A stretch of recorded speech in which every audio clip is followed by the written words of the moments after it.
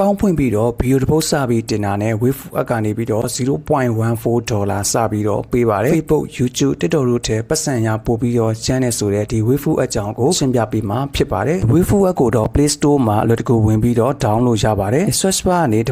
WAVFUN wave app ဆိုပြီးရိုက်ချလိုက်မယ်ဆိုရင်တော့အခုလိုမျိုးပဲတွေ့ရမှာဖြစ်ပါတယ်အကယ်၍ Play Store မှာမတွေ့ဘူးဆိုရင်တော့ US VPN လေးခံပြီးတော့ download လိုက်မယ်ဆိုရင်လည်းဒီ Play Store မှာ wave app ကိုတွေ့ပါလိမ့်မယ် wave app ကနေပြီးတော့ပတ်စံရဖို့အတွက်ဘယ်လိုမျိုးလုပ်ရမလဲပတ်စံရရင်ရောဘယ်လိုမျိုးထုတ်ရမလဲဆိုတဲ့အပိုင်းကိုဆက်ပြီးတော့ပြောပြပေးမှာဖြစ်ပါတယ် wave app ထဲကိုဝင်လိုက်ပြီးဆိုတာနဲ့ join wave app ဆိုပေါ်လာမယ်ဆိုရင်တော့ဒီညာလေးကိုနှိပ်လိုက်မယ်မွေးနေ့ရတော့ကိုမွေးနေ့မှုတ်လဲပြဿနာမရှိပါဘူးအဆင်ပြေတဲ့မွေးနေ့တစ်ခုကိုထည့်ပေးလိုက်ပါမွေးနေ့ထည့်ပြီးသွားဆိုရင်တော့ continue ကိုထည့်ပြီးတော့နှိပ်ပေးလိုက်ပါမယ်ပြီးတော့ဒီမှာ Gmail account တစ်ခုကိုလည်းချိတ်ဆက်ပေးဖို့လိုပါတယ်အဆင်ပြေတဲ့ Gmail တစ်ခုကိုယူလိုက်ပြီးတော့ချိတ်ဆက်ပေးလိုက်ပါ profile picture ထည့်မှာလားဒီမှာဆိုရင်နာမည်တွေကလည်းထည့်မှာလားပေါ့နော်ဒါကတော့ကိုထည့်ချင်တယ်ဆိုရင်ထည့်လိုက်မထည့်ချင်ဘူးဆိုရင်လည်းဒီမှာ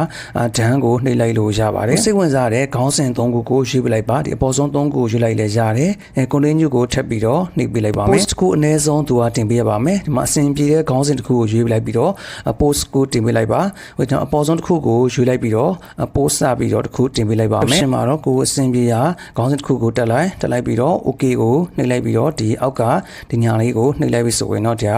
post တင်လို့ပြီးတော့ပါပြီ waifu ကနေပြီးတော့ပတ်စံရဖို့အတွက်ဆိုရင်တော့ကိုယ့်ရဲ့ waifu account က creator account ဖြစ်နေဖို့လွယ်ပါတယ် creator account ဖြစ်မဖြစ်ကိုလည်းညာဘက်တောင်း setting တွေကိုဝင်ပြီးတော့စစ်လို့ရပါတယ်ဒီ creator ရဲ့ကိုထပ်ပြီးတော့ဝင်လိုက်ပါလို့ပေါ်နေရဆိုရင်တော့ဒါ creator account ဖြစ်သေးပါဘူး creator account ဖြစ်ဖို့အတွက်ဆိုရင်တော့တင်လိုက်တဲ့ video ကနေပြီးတော့ super like 5ခုရရင်ရဒါမှမဟုတ်ရှင် invite ဆိုတဲ့နေရာထပ်ပြီးတော့နှိပ်လိုက်အဆင်ပြေတဲ့ platform ဥပမာ Telegram TikTok Facebook ကနေပြီး share လိုက်ပါကိုယ့်ရဲ့ link ကနေပြီးတော့15ယောက်က account ဝင်ပြီးတော့ဖွင့်လိုက်မယ်ဆိုရင်လည်းကိုက creator စပြီးတော့ဖြစ်ပါပြီ creator စပြီးဖြစ်ပြီဆိုတာနဲ့ video တွေစတင်ပြီးတော့ပတ်စံစပြီးတော့ရှာလို့ရပါပြီတမတ်ချက်တွေပြီးပြီလို့ account က creator account ဖြစ်သွားပြီဆိုရင်တော့ setting ကခုလိုပုံစံပြောင်းသွားမှာဖြစ်ပါတယ် wave app ကနေပြီးတော့ပတ်စံရနိုင်မယ်လမ်းကြောင်း3မျိုးရှိပါတယ်ပထမတစ်ခုကတော့ကိုတင်လိုက်တဲ့ video တွေက view like comment စတဲ့ engagement တွေအရန်ကောင်းရင်လည်းပတ်စံရပါတယ်နောက်တစ်ခုကတော့တင်လိုက်တဲ့ video ကိုညာဘက်တောင်းကဒီ super like ကိုကြည့်ရလူကပေးမယ်ဆိုရင်လည်းပတ်စံရပါတယ်နောက်ဆုံးတစ်ချက်အနေနဲ့ကတော့တင်လိုက်တဲ့ video တွေကအရန်ကောင်းတယ် super like တွေလည်းအရန်ရလဲဆိုရင်